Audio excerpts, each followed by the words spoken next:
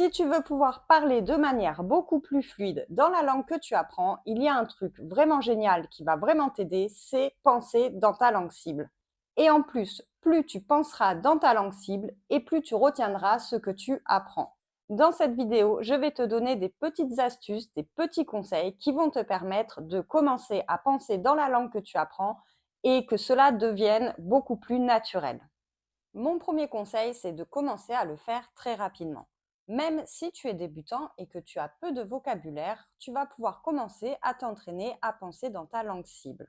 Évidemment, plus ton niveau augmente et plus c'est simple de penser dans ta langue cible, puisque tu as plus de vocabulaire et qu'en plus, ce vocabulaire, tu peux l'associer à ton quotidien, à tes actions, et tu peux même t'en servir pour remplacer les pensées que tu peux avoir en continu dans ta langue maternelle. Mais dès le départ, entraîne-toi à penser dans ta langue cible. Tu peux commencer par simplement répéter les phrases que tu as apprises dans ton cours, même si c'est bonjour, je m'appelle Jean et j'habite à Paris. Eh bien, tu peux te répéter ces phrases mentalement quand tu prends ta douche, quand tu fais le ménage, quand tu es assis dans les transports en commun. Même si ces phrases n'ont aucun lien avec ce que tu fais, ton cerveau commence déjà à prendre l'habitude de penser dans une autre langue. Mais attention, je dis bien penser dans la langue, c'est-à-dire que tu ne vas pas prendre ton cours et relire les phrases dans ta tête. Ce que tu dois faire, c'est vraiment te répéter ces phrases sans ton cours et en dehors des moments de révision, à n'importe quel moment dans ton quotidien. Et même si tu n'as que très peu de phrases, tu peux aussi te répéter tes listes de vocabulaire. Mais attention, sans les répéter avec la traduction dans ta langue maternelle. Par exemple, ne pense pas manger, mangiare, fruits, frutti. Ce que tu dois faire, c'est vraiment prendre les mots de ta langue cible en oubliant ta langue maternelle. Tu vas répéter ta liste de vocabulaire en pensant mangiare, frutti, verdure. Comme ça, tu entraînes vraiment ton cerveau à penser dans la langue que tu apprends sans passer par ta langue habituelle. Et du coup, l'utilisation de la langue devient un automatisme et tu ne passes pas par 1000 chemins pour arriver à ce que tu voulais dire. Deuxième conseil, si tu veux que penser dans ta langue cible devienne naturelle, il va falloir que tu commences à donner des déclencheurs, des habitudes à ton cerveau. Commence par commenter toutes tes actions dans la langue que tu apprends. Évidemment, comme pour le premier conseil, plus tu as de vocabulaire et plus c'est facile à faire. Mais dès que tu apprends à dire une nouvelle action, tu vas entraîner ton cerveau, lorsqu'il fait cette action, à penser dans ta langue cible.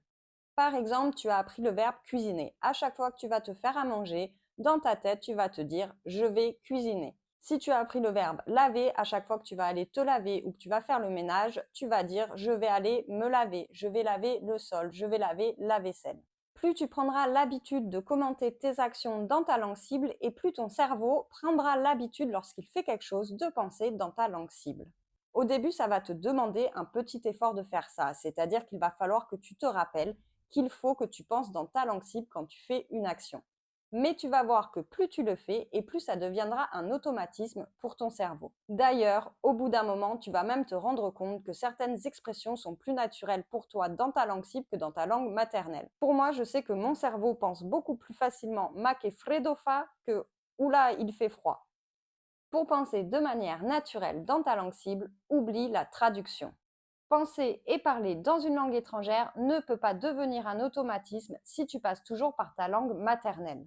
Si tu traduis tout, ça veut dire qu'à chaque fois que tu vas vouloir penser ou parler dans ta langue cible, il va falloir d'abord que tu penses à la phrase dans ta langue maternelle, puis que tu ailles chercher l'équivalent des mots dans ta langue cible.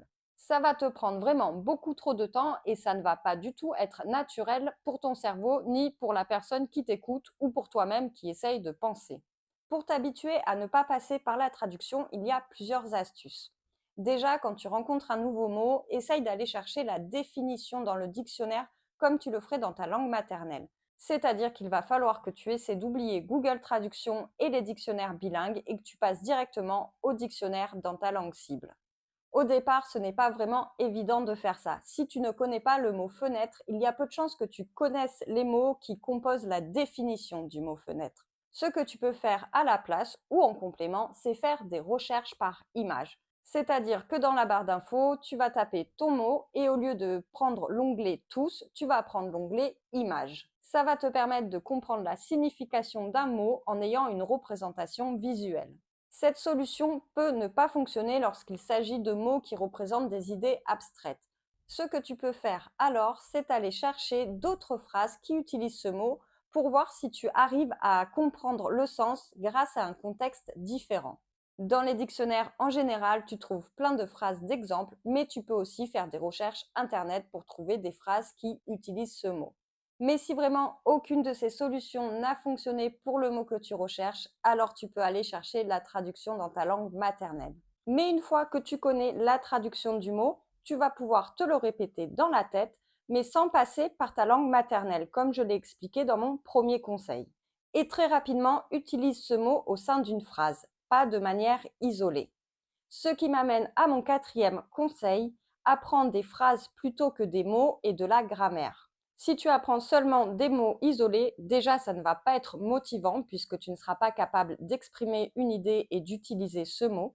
Et en plus, tu vas perdre énormément de temps, tu ne vas pas pouvoir parler de manière naturelle puisqu'à chaque fois, il va falloir que tu réfléchisses à comment construire ta phrase, quelles règles de grammaire utiliser et quelle conjugaison est adaptée. Si on observe comment les enfants apprennent à parler, à utiliser la langue, au début, effectivement, ils apprennent des mots isolés comme gâteau, papa, maman, mais petit à petit, ils vont apprendre à construire des phrases et tout ça sans avoir appris la grammaire ou les règles de conjugaison. Ils vont répéter ce qu'ils entendent. Et c'est pas parce que toi tu n'es plus un enfant que tu ne peux pas utiliser le même processus. Au contraire, fais la même chose. Si par exemple tu apprends le mot faim, il va aussi falloir que tu apprennes une phrase dans laquelle tu pourras utiliser ce mot.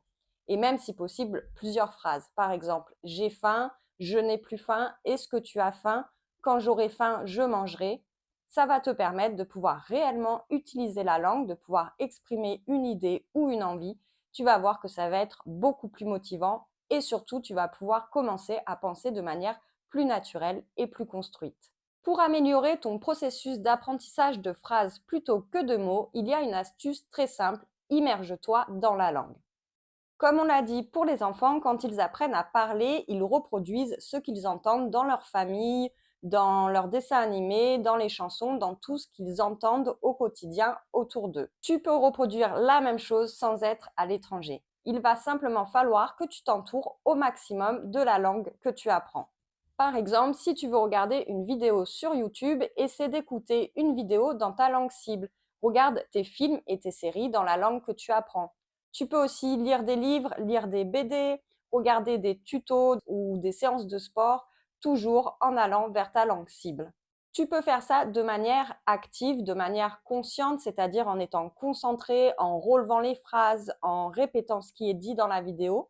Mais comme on n'a pas toujours le temps ou l'énergie d'être concentré sur ce qu'on écoute ou ce qu'on lit, tu peux aussi, en complément de la manière active, le faire de manière passive. C'est-à-dire que, par exemple, si tu fais ton ménage, tu vas pouvoir mettre en fond une vidéo ou une musique dans ta langue cible.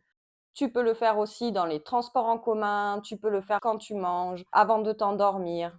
Tu peux aussi suivre des comptes sur tes réseaux sociaux de natifs de la langue que tu apprends. Tous ces temps d'écoute disponibles, tu vas pouvoir les mettre à profit pour t'immerger dans la langue, même si tu n'es pas toujours concentré à 100% sur ce que tu écoutes ou que tu lis. Et si tu es débutant, ne t'en fais pas, tu peux trouver des vidéos très simples, que ce soit des vidéos à destination éducative pour les enfants ou des vidéos, par exemple en portugais, je sais qu'il y a La Portuguese qui propose des short stories, donc des toutes petites histoires où il va y avoir un vocabulaire très simple qui va être utilisé. Tu peux commencer avec ces toutes petites histoires ou des histoires pour enfants, mais n'hésite pas à mettre très rapidement des vidéos qui te semblent un peu plus compliquées. Tu vas voir que plus tu entends la langue, plus tu vas reconnaître des mots et plus ton oreille va s'habituer à la langue, à l'accent, à la tonalité. Il y a aussi des personnes qui mettent des post-it sur les objets qu'ils ont chez eux avec le nom dans la langue qu'ils apprennent. Ça va leur permettre, à chaque fois qu'ils regardent ou utilisent un objet, de se rappeler du mot dans la langue qu'ils apprennent et ça leur permet d'être entourés de la langue. Plus tu vas t'entourer de la langue dans ton quotidien, plus tu vas t'immerger dedans et plus ton cerveau va se câbler automatiquement sur cette langue. Ça peut même te jouer des tours. Quand je suis en Italie, si j'écoute quelques vidéos en anglais, mon cerveau va forcément d'abord penser en anglais. Du coup, quand je vais vouloir parler italien, je vais d'abord penser en anglais. Il faut que je recable mon cerveau sur l'italien. Pourtant, je parle beaucoup mieux l'italien que l'anglais. Pour donner l'habitude à ton cerveau de penser dans la langue que tu apprends, il faut aussi que tu produises de l'écrit. Lorsque tu produis de l'écrit, tu fais travailler ta mémoire visuelle et kinesthésiste, ce qui renforce la mémorisation des mots et des phrases. Et forcément, plus les phrases et les mots sont mémorisés, et plus ce sera facile pour ton cerveau de les ressortir. Alors n'hésite pas à utiliser l'écrit pour organiser tes journées par exemple, faire tes to-do list, faire du journaling. Tu peux aussi envoyer des messages dans ta langue cible à des amis ou à toi-même. Si jamais tu ne sais pas de quoi parler pour t'entraîner, tu peux aller voir une vidéo que j'ai faite justement pour trouver des sujets sur lesquels t'entraîner à l'écrit ou à l'oral. Je vais essayer de mettre le lien dans un coin de la vidéo, mais la dernière fois que j'ai voulu le faire, ça n'a pas marché. Donc, je mets aussi le lien de cette vidéo dans la barre d'infos. Pour que tu sois plus à l'aise pour penser dans ta langue cible, il faut aussi que tu travailles la prononciation. C'est compliqué d'essayer de penser dans une langue quand on ne sait pas comment se prononcent les mots. Connaître la bonne prononciation d'un mot, ça va te permettre d'avoir aussi une image sonore mentale du mot. Ce qui renforce aussi la mémorisation si tu as une mémoire auditive et ça va surtout te permettre de faire le lien avec ce que tu entends et de t'exprimer correctement. Et en plus, à chaque fois que tu vas travailler la prononciation d'un mot, tu vas le répéter plusieurs fois et tu vas l'entendre plusieurs fois, ce qui va te permettre de beaucoup mieux le mémoriser. Et tu vas voir qu'il est beaucoup plus agréable pour ton cerveau de penser lorsque tu connais la bonne prononciation. Il va beaucoup moins bloquer sur les mots qu'il a du mal à prononcer. Du coup, tes pensées vont être beaucoup plus fluides et ça va être bien plus motivant pour toi. Prendre l'habitude de penser dans ta langue cible, c'est vraiment un exercice qui va te permettre de renforcer la mémorisation, d'améliorer ton niveau, de progresser beaucoup plus rapidement. Et en plus, l'utilisation de la langue va devenir beaucoup plus naturelle, ça va être un automatisme. Et donc, ça te demandera beaucoup moins d'efforts d'utiliser la langue, de produire de l'écrit ou de l'oral et de sortir des phrases complètes. Merci à toi d'être resté sur la vidéo jusqu'ici et si elle t'a plu, n'hésite pas à t'abonner ou à mettre un like. Ça me permet de mieux comprendre ce qu'il te plaît et donc d'améliorer mon contenu. Et si tu t'abonnes, ça te permettra de ne pas louper les prochaines vidéos conseils pour apprendre une langue. En attendant la prochaine vidéo, amuse-toi bien avec les langues, reste curieux, ciao ciao et gros bisous.